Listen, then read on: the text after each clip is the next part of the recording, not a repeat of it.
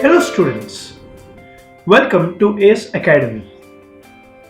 Welcome to the session on current affairs. As a part of our daily news analysis, let us today understand about unemployment in India.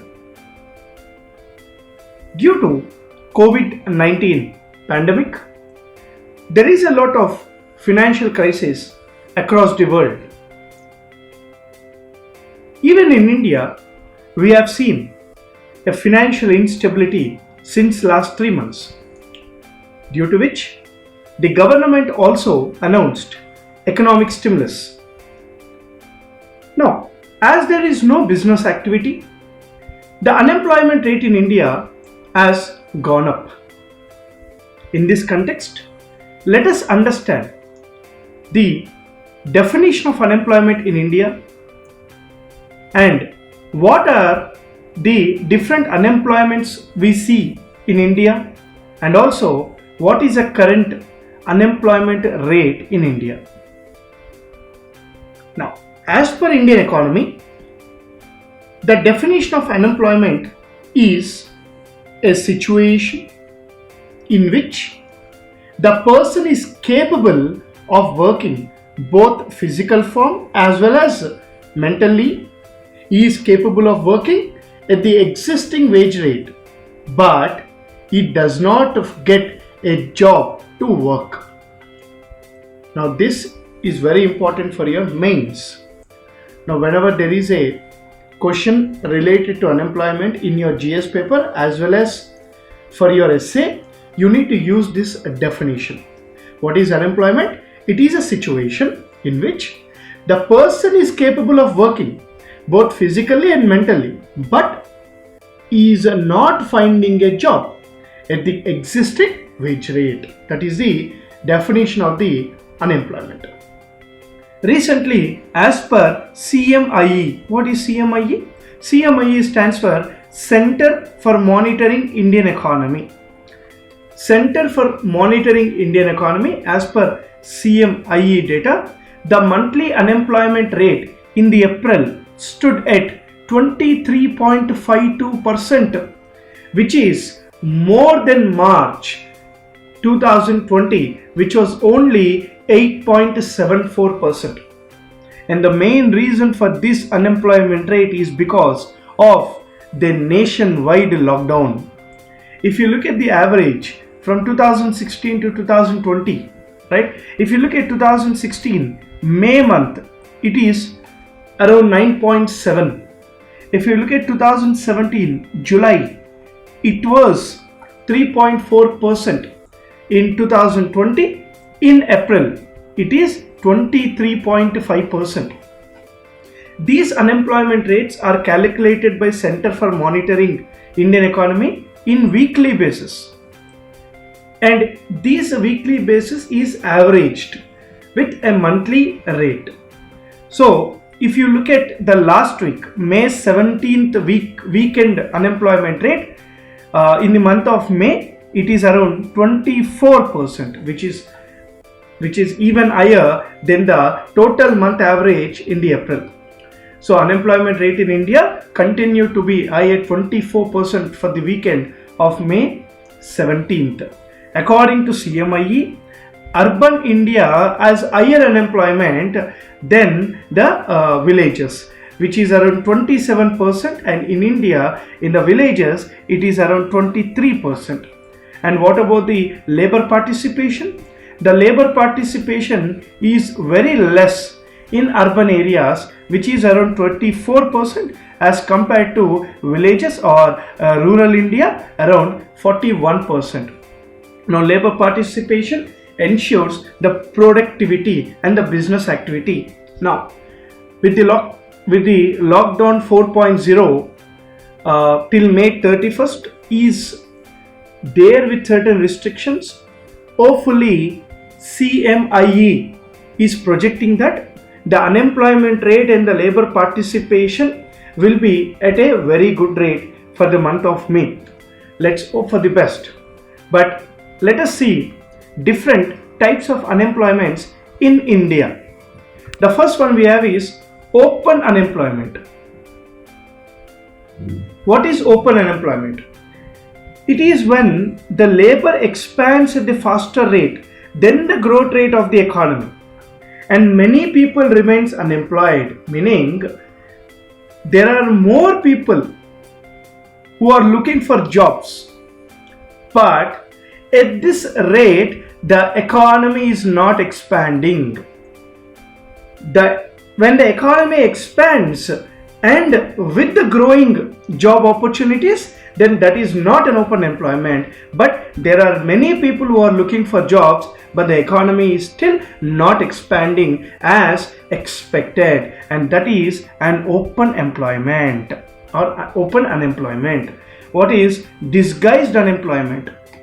Now, disguised unemployment we see in different factories in case of huge production or less production. Like for example, if more people are doing work than actually required, then that is called disguised unemployment. Meaning, there are more people who are working in X company, but X company doesn't require that many people. Meaning, there is a surplus employment. There is a surplus employment. Then what companies will do? Companies will cut down the jobs of few people, and this is called disguised unemployment, right? And look at the third one, seasonal unemployment. Seasonal unemployment depends upon certain season of an year. In that certain period, the people will be unemployed, and other time they will be employed. For example, agriculture. We have agriculture. Agriculture is a best example. And not only agriculture, we have something called crackers production. Right? In the month of Diwali, we have more cracker production, and there is more employment to these people. But after Diwali, till the next season of Diwali, there will be no production of cracker as much required. So there will be less employment opportunities in that particular sector. Maybe for example, the coolers production, right? We see a lot of cooler production, AC manufacturing in summer, but it is not required in winter. So that affects the employment opportunities of many people, right? Now, what is the cyclical unemployment? Cyclical unemployment is related to the trade cycle. The trade cycle. When there are fluctuations in the trade cycle, when there is a downswinging of the business, that result in the unemployment. For example, this is peak. See, there is a decrease. Now, when there is a decrease, then there is a more unemployment, and then there is a recovery. Then nothing will happen. There are more employment opportunities. Meaning, cyclical unemployment depends upon the trade cycle. Right? Now, educated unemployment. Now, educated unemployment is something which you need to understand in a different way. If the qualification of any graduate or any citizen, if the qualification of that particular citizen does not match the job, that is called educated unemployment. We see a lot this in India. We have seen and software employee, a software who has done his software or who has done his CSC, etc. He works in Amazon. Or there are many people who have done their PhDs and apply for bank clerk exams, right? So this is a type of even underemployment. This can be called as underemployment also, meaning his qualification is more, but the job he is doing is not accurate to the skills he possesses. This is an underemployment. And also educated employment. People having part-time jobs, they undertake a job which is lesser qualification, they undertake a job for which lesser qualification is required, and that is an underemployment or an educated employment. These two are interlinked. Now, what is structural unemployment? Now, structural unemployment depends upon the economy of the country. Structural unemployment deals with two types. One, technological changes. Two, economic changes. For example, from labor intensive if a company is going towards capital intensive, meaning from labor intensive they are using new technology, and as they are shifting to new technology, the people who don't know this technology are unemployed in that particular sector. Now what about economic changes? When there is a drastical shift of an economy from one sector to another sector, maybe from agriculture to manufacturing, from manufacturer to service sector, when there is a drastical change of these sectors, primary to secondary or secondary to tertiary, etc., then there is an unemployment which is seen in any country, right? So this is structural unemployment. So these are the macro level unemployments we differentiate in terms of in terms and specific to India. Okay, this is all about unemployment in India due to COVID-19. So now let us look at a practice question, right? This practice question topic is related to the topic which we have discussed yesterday. Yesterday we discussed about Epidemic Disease Prevention Act of 1897. So consider the following and choose the correct statement. Which of the following is the correct statement? Section 2 of the Epidemic Disease Prevention Act gives power to the state government for taking any action to tackle the epidemic. Any citizen not following the rules will be punished under Section 188 of IPC. Which of the following statements is correct? The answer is C. Both the statements are correct. Yes.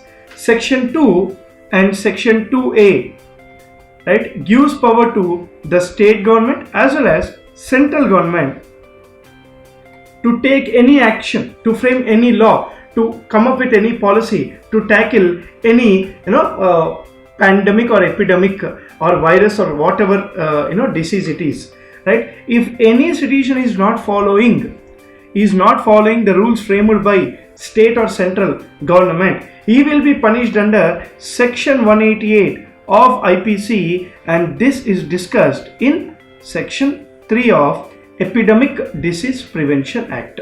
So what is Section 188 says? Right, he will be punished up to 6 months imprisonment or up to 1,000 rupees fine, or both 6 months imprisonment as well as fine. So this is the current affairs for today. I'll see you guys tomorrow with another important current affairs topic. Thank you very much.